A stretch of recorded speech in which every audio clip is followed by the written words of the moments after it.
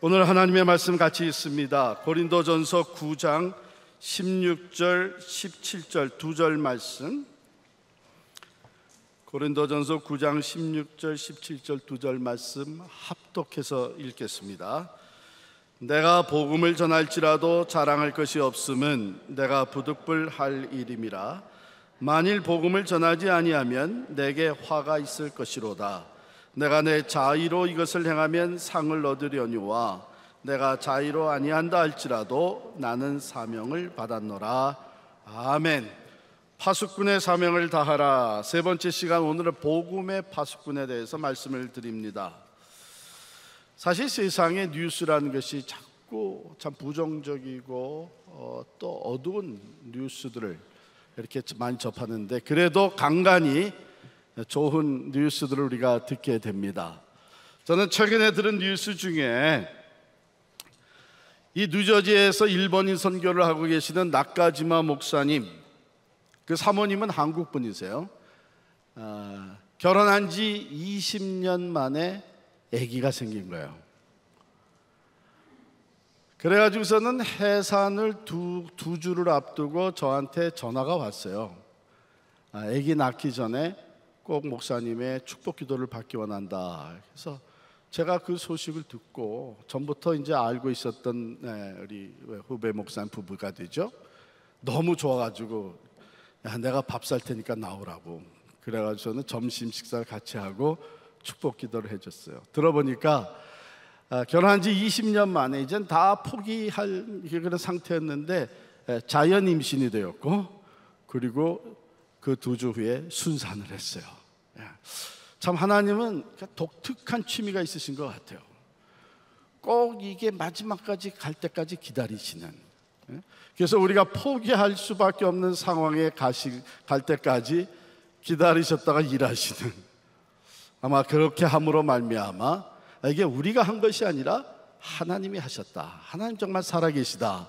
하나님은 오늘도 우리의 기도를 들으시고 기적도 베푸신다 하는 것을 보여주시기 위함인 것 같아요. 그래서 얼마나 참 기쁜 소식이었는지 지금도 그날 함께 만나서 그 소식을 직접 들었을 때 그 기쁨이 아직도 이렇게 가슴에서 이렇게 느껴집니다. 그런데 성경에 보면은 이런 기쁜 것보다 더 놀라운 기쁨의 이야기가 있습니다. 누가복음 15장에 보면 목자가 양을 100마리를 가지고 있다가 한 마리를 잃어버렸어요. 그래서 그 99마리를 들에 놔두고 잃어버린 한 마리 양을 찾아서 나갑니다. 헤매고 헤매다가 결국은 그 한 마리 잃어버린 양을 찾았어요. 그래서 그 양을 어깨에 메고 너무 좋아서 돌아오면서 이웃 사람들을 초청해서 내가 잃어버린 양을 찾았다 하면서 아주 기쁘게 잔치를 벌입니다.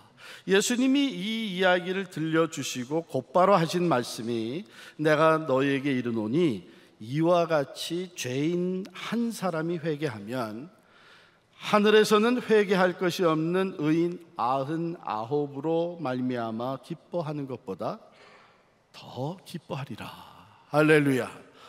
이 기쁨은요, 잃어버린 한 영혼이 돌아오는, 하나님께로 돌아오는 이 기쁨은 하늘과 땅이 잇대어서 함께 나누는 충만한 기쁨입니다. 하늘에서 그 기쁨이, 또 이 땅에서 기쁨이 충만한 것이에요.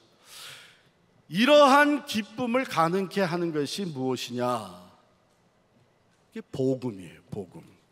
사도 바울은 오늘 16절 말씀에 내가 복음을 전할지라도 자랑할 것이 없음은 이렇게 얘기를 하잖아요.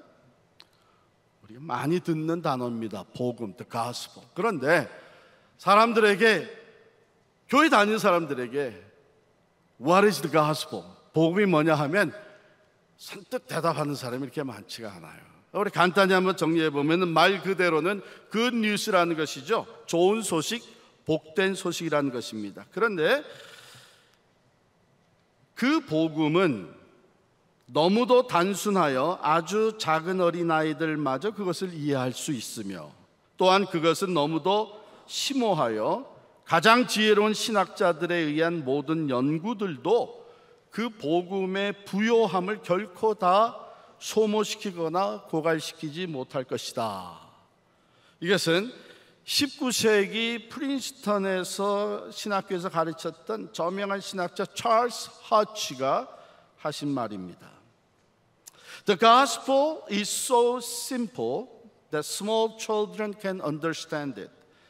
And it is so profound that studies by the wisest theologians will never exhaust its riches. 그래서 누구나 받아들일 수 있는 복음이면서 그 복음의 부여함, 그 풍성함, 그걸 통해서 주어지는 그 은혜와 축복을 다 아무리 지혜로운 신학자도 그것을 다 표현할 수는 없다.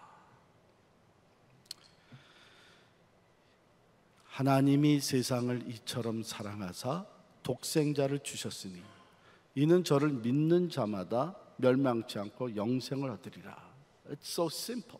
그런데 이 말씀을 우리가 하나님이 어떤 분이시기 때문에 독생자 예수 그리스도가 누구신가? 그 사랑은 어떤 것인가?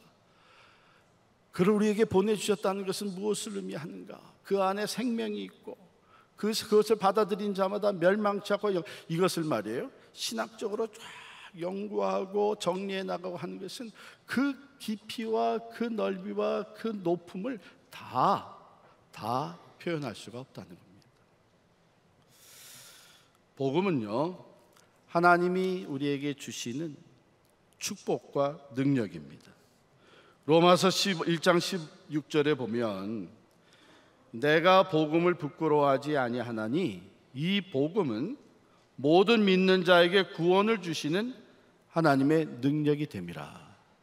이 복음은 모든 믿는 자에게 구원을 주시는, 구원이 가능케 하는, 즉 죽음에서 생명으로 옮겨지는 구원을 가능케 하는 복음이고 그것은 곧 하나님의 능력이다.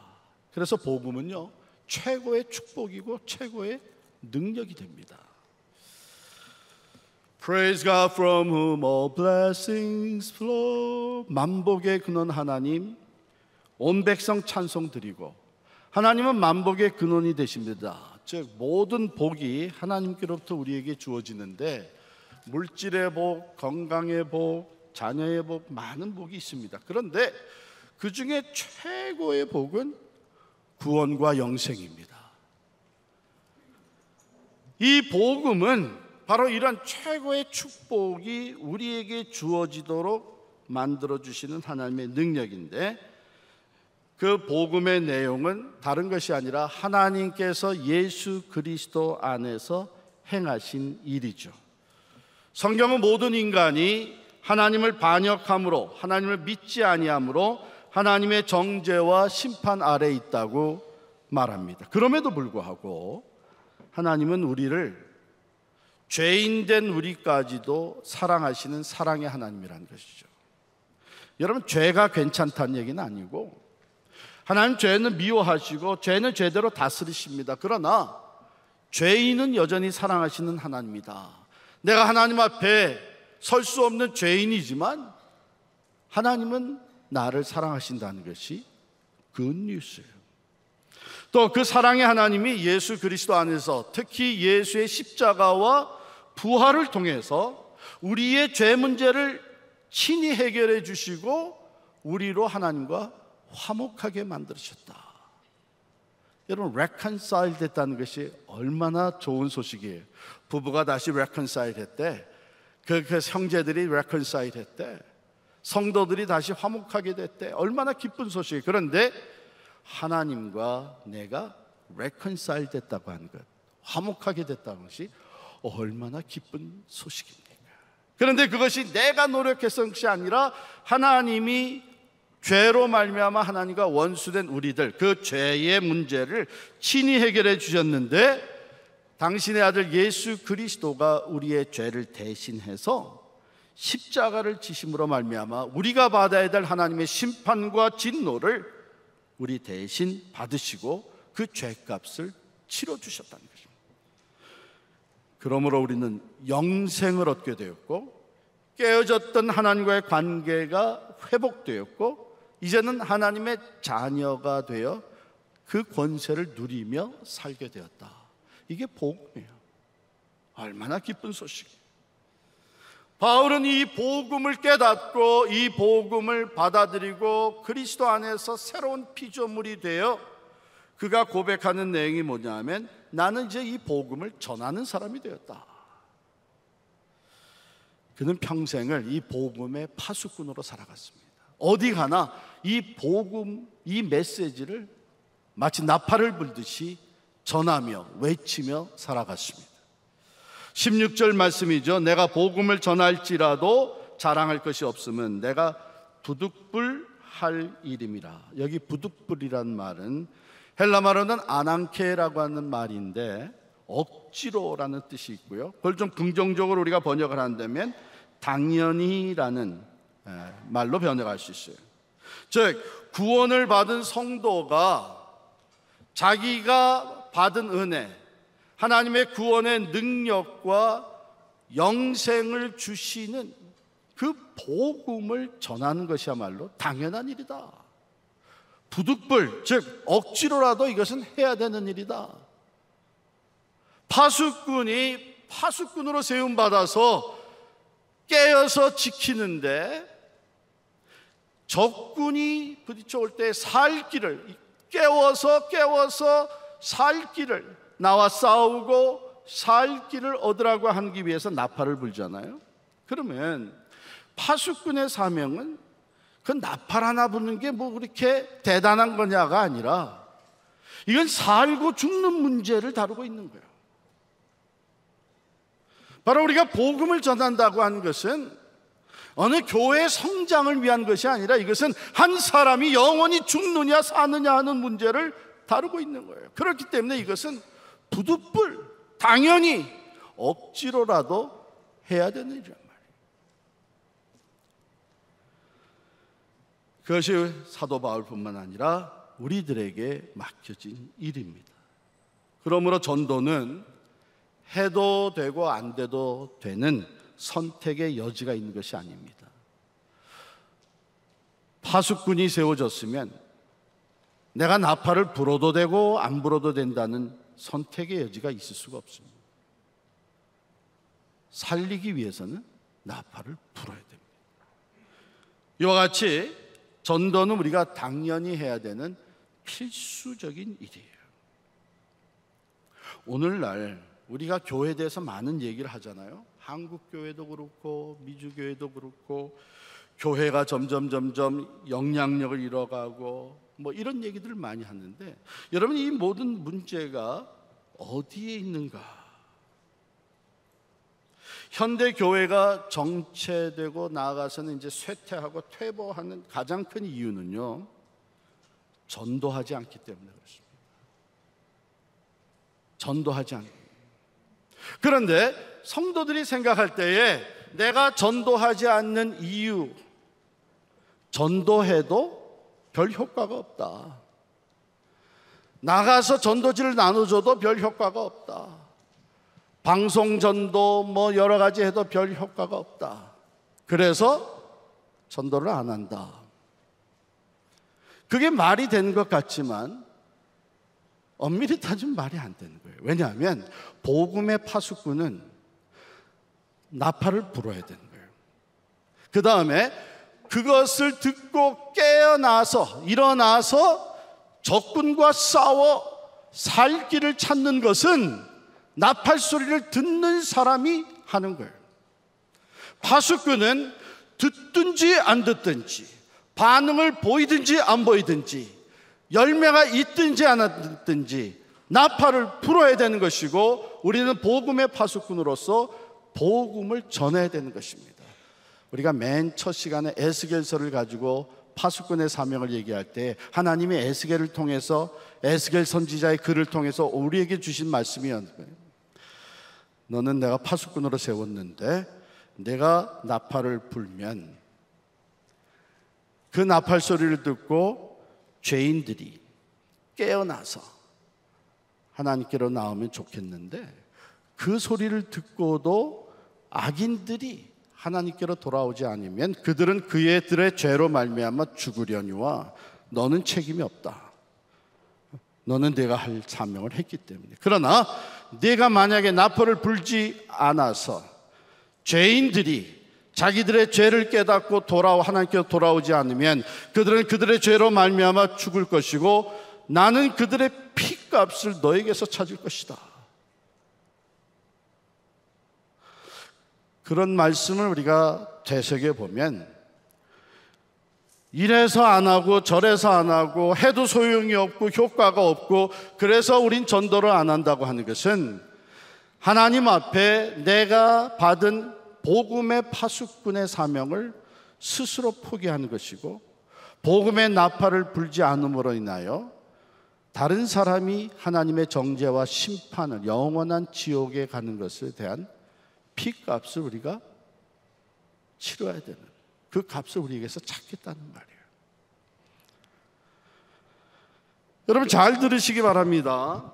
사도 바울이 그래서 만일 복음을 전하지 아니하면 내게 화가 있을 것이로다 이렇게 적어 내려가고 있습니다. 화가 있다. 구약 성경에 보면은 종종 하나님의 사람들이 하나님을 경험하면서 내게 화로다 그런 말씀을 해요. 또 신약 성경에서도 예수님께서 화 있을진저 이런 말씀을 한 것이 나옵니다. 그럼 이 화라는 것은 무슨 의미가 있나? 화라는 이 단어는 하나님의 저주를 받아 멸망하고 슬픔과 고통에서 탄식하게 되는 것을 말합니다. 여러분 5달란트 비유 알죠? 5달란트, 2달란트, 1달란트를 맡겨주셨는데 1달란트 받은 사람이 그것을 사용하지 아니하고 땅에 그냥 묻어뒀다가 가지고 왔어요. 그래서 나중에 주인과 어카운팅을 할 때에 주인이 뭐라 그럽니다. 이 악하고 게으른 종아. 그래서 이 종을 쫓아내봅니다. 어두운 데 쫓겨나서 슬피 울며 이를 갈미 있으리라. 바로 그것이 화예요. 우리가 복음의 사명, 즉 전도하지 않으면 내게 화가 있을 것이다. 사도 바울이나 우리나 마찬가지예요. 여러분들이 아마 존 스타트 목사님을 아시는 분이 많이 계실 거예요. 왜냐하면 이 복음주의 지도자로서 아주 유명한 분이시죠. 존 스타트 목사님이 쓴 책 중에 Our Guilty Silence라고 하는 책이 있어요. 즉 전도하지 않는 죄란 뜻이죠. 이 스타트 목사님은 전도하지 않는 것을 죄라고 규명을 합니다. 어떤 죄? 마치 살인을 한 것과 같은 죄다. 이렇게 규명을 해요. 왜냐하면 전도하지 않음으로 지옥에 가는 것을 방치하기 때문이라는 얘기입니다. 가령 어떤 사람이 강둑을 걷다가 실수로 미끄러져서 물에 빠졌다고 합시다. 그런데 내가 그 부근을 지나가고 있었어요. 물에 빠진 사람은 살려달라고 비명을 지릅니다. Fortunately, 다행스럽게 거기에 강둑에 긴 장대도 있고 밧줄도 있습니다. 그 장대를 내가 전해주면 그것을 붙잡고 또 아니면 밧줄을 던져주면 그것을 통해서 그 사람은 살아날 수가 있습니다. 그런데 나는 아무것도 하지 않습니다. 비명소리는 더욱 커갑니다. 그러나 나는 아무 관심도 없다는 듯이 그곳을 유유히 지나갑니다. 침묵하고 지나갑니다. 그래서 그 사람은 결국 죽고 맙니다. 그 사람이 죽게 되는 데에 동조한 사람이 된다는 것입니다. 조금만 손을 썼더라면 그 사람이 살 수 있었을 텐데 가만히 있었기에 그 사람이 죽었습니다. 존 스타트 목사님은 이것은 우리가 간접적으로 살인한 것이나 다름이 없다. 전도하지 않는 것은 직접적으로 죄를 짓는 것은 아니라고 할지라도 그것은 그 영혼이 지옥에 감으로 내가 간접 살인죄를 지은 것이나 다름이 없다. 이렇게 얘기를 합니다.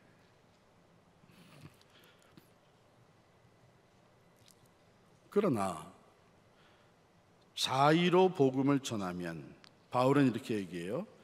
내가 자의로 내 자의로 이것을 행하면 상을 얻으려니와. 그래서 상을 얻게 된다는 거예요. 중국의 송가수, 송가수 나가수 그런 얘기가 아니고 진짜 이름이 송가수입니다. 그런데 이 사람의 별명이 송전도였어요. 얼마나 전도를 많이 했으면 이름이 송전도가 됐습니다. 수많은 사람들에게 전도를 했던 사람이에요. 그런데 그가 젊은 나이에 자식 어린 삼남매를 남겨놓고 죽었습니다. 그때 많은 사람들이 의심이 생겼어요. 예수 잘 믿고 전도 많이 하던 사람이 왜 저렇게 빨리 죽었는가? 그러나 세월이 지나면서 그 삼남매가 받아 누리는 축복을 보면서 그 의심이 사라졌어요. 맏딸 송경영이라고 하는 분은 중국의 아버지라고 불리우는 손문의 아내가 되었습니다. 아들 송자문은 경제학자로서 중국의 경제장관이 되었습니다. 막내딸 송미령은 장개석 총통의 아내가 되었습니다. 그래서 한때는 이 삼남매가 중국 전체 그 영토를 통치하는 때가 있었습니다. 하나님은요, 전도하는 일을 이렇게 귀하게 보십니다. 많은 사람을 전도하여 구원에 이르게 하는 사람에게 현세와 내세의 큰 복과 상급을 주시겠다고 약속하신 것입니다. 17절이죠. 내가 내 힘으로 이것을 행하면 상을 얻으려니와. 누구든지 자발적으로 기쁘게 복음을 전할 때 하나님이 주시는, 즉 마땅히 받을 분량보다도 훨씬 더 풍성하게 보상해 주시는 상이 따른다는 것입니다. 예수님도 마가복음 10장 29절 30절에 이런 말씀을 하셨어요. 예수께서 가라사대 내가 진실로 너희에게 이르노니 나와 복음을 위하여 집이나 형제 자매나 어미나 아비나 자식이나 전토를 벌인 자는 금세에 있어 집과 형제와 자매와 모친과 자식과 전토를 100배나 받되 핍박을 겸하여 받고 내세의 영생을 받지 못할 자가 없느니라. 즉 복음을 위해서 사는 사람은요, 핍박을 당하고 고통스럽게 살 때가 있지만 하나님께서 100배의 축복과 상급을 주신다는 것입니다. 복음 전도는 그리스도인의 일입니다. 여러분이 우리가 그리스도인으로 살아가면서 어느 순간에라도 내가 그래도 그리스도인인데, 내가 믿는 사람인데, 내가 믿는 사람으로서의 일, 그리스도인의 일을 해야 되지 않겠나 하는 생각이 드는 순간 꼭 기억하시기 바랍니다. 그리스도인의 일의 중심은, 우선순위는 전도입니다. 전도입니다. 왜? 그것을 위해서 우리를 먼저 불러주셨고, 그것을 위해서 우리를 교회로 모이게 하셨고, 그것을 위해서 우리들에게 계속 말씀하시고 성령을 보내주셨기 때문입니다. 사도 바울이 오늘 본문에 말씀하신 것을 우리가 요약하게 되면 우리는 이 전도에 민감하고 성실해야 합니다. 마치 파수꾼이 성실해야 되고 민감해야 되는 것처럼 우리는 절대로 전도하는 일에 무감각해서는 안 됩니다. 복음 전도를 영적인 사명으로, 내게 주어지신 책임으로 받아들여야 합니다. 부득불 하지 아니하면 안 되는 것이 전도입니다. 이 책임을 소홀히 하면 오히려 화를 당하게 됩니다. 전도는 그러나 상을 얻게 되는, 참으로 우리의 생명까지 바쳐가면서 그 상을 얻기 위해서 할 만한 가치가 있는 것이 전도이고 선교입니다. 자, 사도 바울은 그러면 이 복음의 파수꾼의 역할을 감당하기 위해 어떻게 살아갔는가? 오늘 본문 후에 나오는 내용인데 읽지는 않았습니다만은 18절 19절에 보면 그는 스스로 낮아졌어요. 19절입니다. 내가 모든 사람에게서 자유로우나 스스로 모든 사람에게 종이 된 것은 더 많은 사람을 얻고자 함이라. 자유하게 되었습니다. 특별히 예수 그리스도 안에서 자유함을 얻었습니다. 구원을 받았습니다. 그런데 자신의 자유와 권리를 앞세우지 않고 오히려 스스로를 제한시키면서 다른 사람의 종으로 살아가는 거죠. 왜? 내가 섬김으로 인해서 마음 문이 열리기 때문이라는 것이죠. 20절부터 23절에 보면 상대방에게 맞추어주며 살았습니다. 유대인에게는 유대인과 같이, 율법 아래에 있는 자들에게는 율법 아래에 있는 자 같이, 율법 없는 자들, 이방인들에게는 율법 없는 자와 같이, 약한 자들에게는 약한 자와 같이. 우리가 전도를 하면서 선교를, 여기는 이래서 안 되고, 이런 나와 너무 사회적인 지위가 다르고, 뭐 이런저런 이유로 인해서 전도가 안 된다고 생각할 수 있어요. 그런데 다른 사람을 내게 맞추려고 하지 아니하고 사도 바울은 스스로 다른 사람에게 자기를 맞추어 갔습니다. 이게 미셔널 라이프예요. 내가 스스로 종이 되어서 다른 사람을 섬기고 그 사람에게 맞춰. 여러분, 그렇다 그래서 내가 그 사람들과 같이, 죄인들과 같이 죄를 짓는다는 얘기는 아니죠. 그러나 그들의 컨텍스트 안으로 들어가서 거기에 맞추어서 복음을 전하는 것이 미셔널 라이프입니다. 사도 바울이 그렇게 살았어요. 그리고 24절부터 27절에 보면 다른 박질하는 얘기가 나오고 다투는 얘기, 이제 운동하는 얘기가 나오고 하는데, 이 말씀들의 그 핵심은 뭐냐 하면 self discipline이에요. 그래서 마지막 27절에 보면 내가 내 몸을 쳐 복종하게 함은 내가 남에게 전파한 후에 자신이 도리어 버림을 당할까 두려워합니다. 무엇을 위한 self discipline이냐, 무엇을 위해 자신을 극도로 절제시켰느냐, 그것은 내가 복음을 전하는 사람이기 때문에 내가 먼저 복음에 합당한 삶을 살아야 된다는 거죠. 내가 복음에 합당한 삶을 살지 않으면서 복음을 전하면 오히려 내가 전파한 후에 나는 버림을 받게 된다는 거죠. 그래서 그는 철저하게 자기 자신을 디스플린 시키면서 복음에 합당한 삶을 살아가고 다른 사람에게 맞추어 주면서 그들의 컨텍스트 안에 들어가고 그들이 종이 되어서 섬기며 살아갔어요. 미셔널 라이프가 뭡니까? 이런 거 하나하나 잘 들어놓으세요. 지나고 나면 도대체 미셔널 라이프인데 그게 뭔데? 좀 머리가 나빠서 잊어버리고 어떡하겠어요.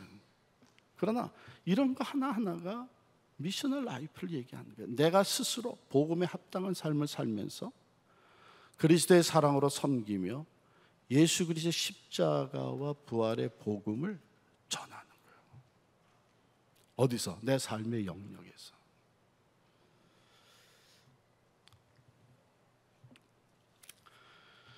이 세상에 예수 안 믿는 사람들이 얼마나 많은데 우리가 그 사람들을 어떻게 다 책임져? 그게 아니고 내 삶의 영역에 내게 주어진 사람들, 그 사람들에게 바로 이 복음, 파수꾼의 역할을 감당하는 것입니다. 여러분, 우리가 기독교 신앙생활을 합니다. 교회 생활을 합니다. 근데 오래 신앙생활을 한 사람들에게 종종 이런 생각이 들어올 수가 있어요. 내가 교회에서 시간 들여 봉사하고 헌금하고 또 열심히 섬기며 사는데 그게 무슨 의미가 있나? 내가 그렇게 열심히 하는데 나를 알아주는 사람도 없고 또 이 교회가 내가 필요한 것을 프로바이드 해주지도 않고 그러면서 오히려 내가 교회에 시간 들이고 봉사하고 헌금하고 하는 것이 손해보는 것 같은 생각이 들 때가 있어요. 만일 여러분들이 헌금을 하고 시간 들여 봉사하고 헌신하는 것이 내가 원하는 것을 이 교회가 프로바이드 해주기를 위해서 한다면 분명히 손해봅니다. 그러나 우리가 교회에 헌신하고 봉사하고 또 헌금하고 하는 것은 그 목적이 어디 있나 하면 우리가 이미 받은 구원의 축복과 이 복음의 능력을 이제는 다른 사람들에게 전하기 위해서, 그래서 지역사회도 섬기고 선교도 하고 하면서 우리가 교회로서 이미 받은 것을 다른 사람들에게, 세상 사람들에게 나눠주는 것이 주 목적입니다.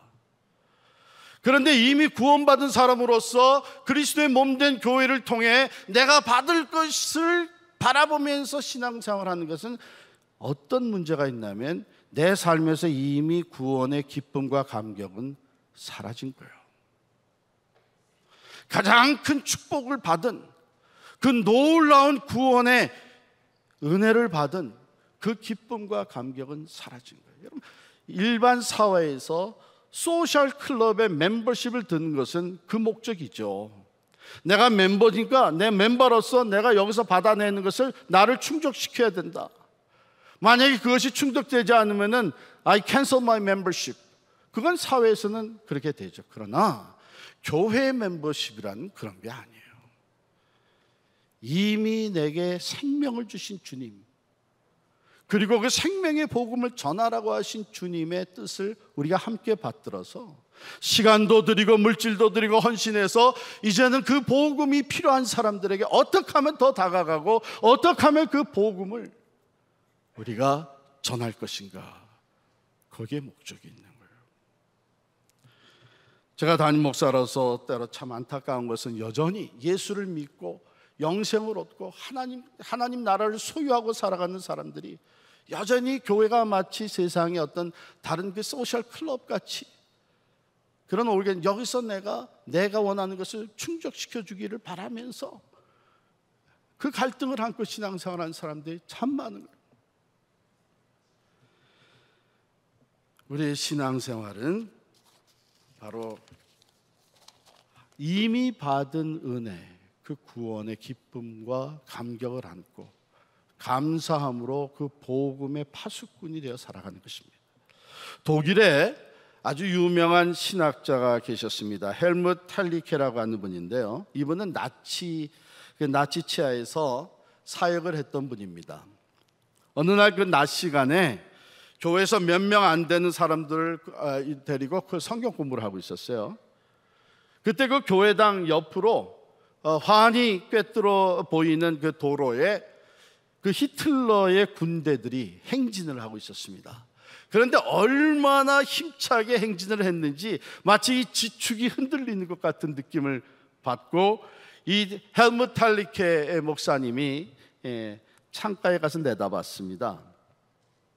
보니까 인생의 한창 나이인 젊은이들이 그 나치 군대의 유니폼을 입고 당당하게 행진해 나가는 거예요. 그 순간 이 탈리케 목사의 마음 한구석에 회의의 검은 구름이 떠올랐어요.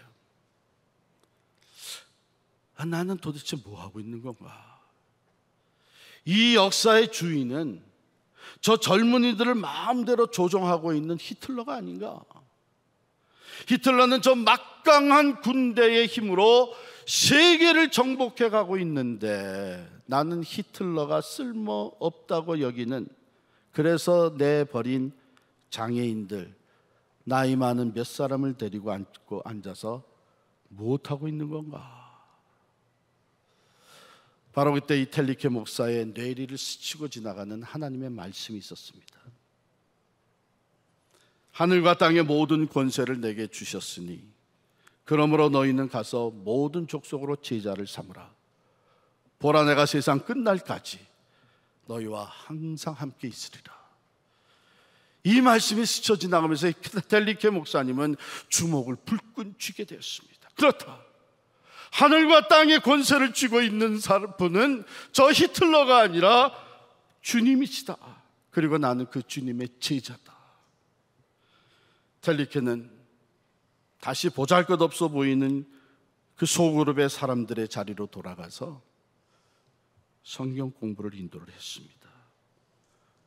그들이 주님의 사람으로 온전히 설 수 있도록 가르치는 일을 계속했습니다.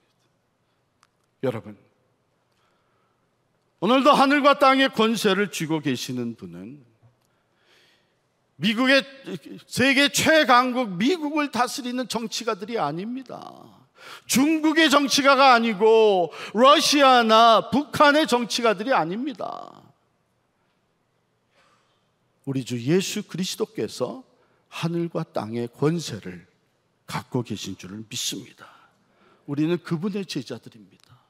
그분이 우리를 먼저 불러주셨고, 그분이 우리에게 들려주시는 복음으로 인해서, 그 복음의 능력으로 인해서 최고의 축복, 구원과 영생을 받았고, 우리뿐만 아니라 누구든지 이 복음을 듣고 믿는 자는 구원을 얻게 되고 하나님의 자녀가 되는 그 능력이 복음에 있으므로 우리는 그 복음을 전하라고 이 시대의 복음의 파수꾼으로 세움받은 사람들입니다.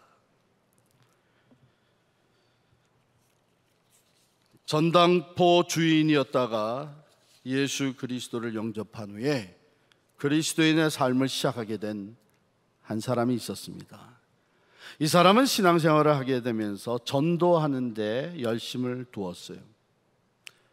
그런데 하루는 길에서 술 취한 사람을 만나 그를 보고 지나가면서 그냥 지나가지 아니하고 전도를 했어요. 아저씨, 예수 믿고 구원 받으세요. 예수님 믿고 지옥 가지 말고 천국 가시라고요. 그래서 이 말을 전하고 스쳐 지나갔는데, 아마 이 말을 듣고 그 취객이 정신이 들었는지 쫓아오는 거예요. 쫓아오면서 묻는 말이, 지옥이 정말 있냐? 네. 아, 지옥이 정말 있는 것이야? 아, 지옥이 있다니까요. 그래? 지옥이 정말 있다면 난 너처럼 전도 안 해. 이 말에 충격을 받았어요. 그래가지고 그때부터 자기의 하트를 담아서 열정적으로 전도하며 구제 활동을 펼치기 시작했는데, 그가 바로 살베이션 아미 구세군을 창설한 윌리엄 부스입니다. 그를 통해서 인생에 파산당한 수많은 사람들이 하나님께로 돌아오는 역사가 나타났습니다.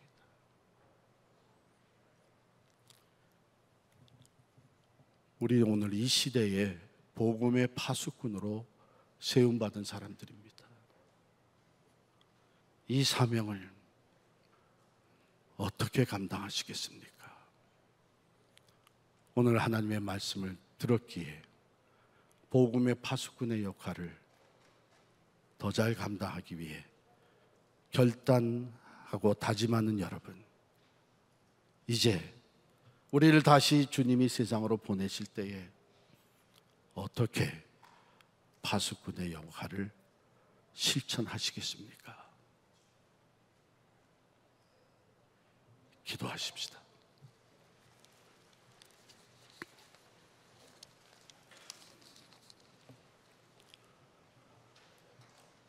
하나님, 정말 놀라운 은혜와 축복을 우리에게 베풀어 주셨습니다.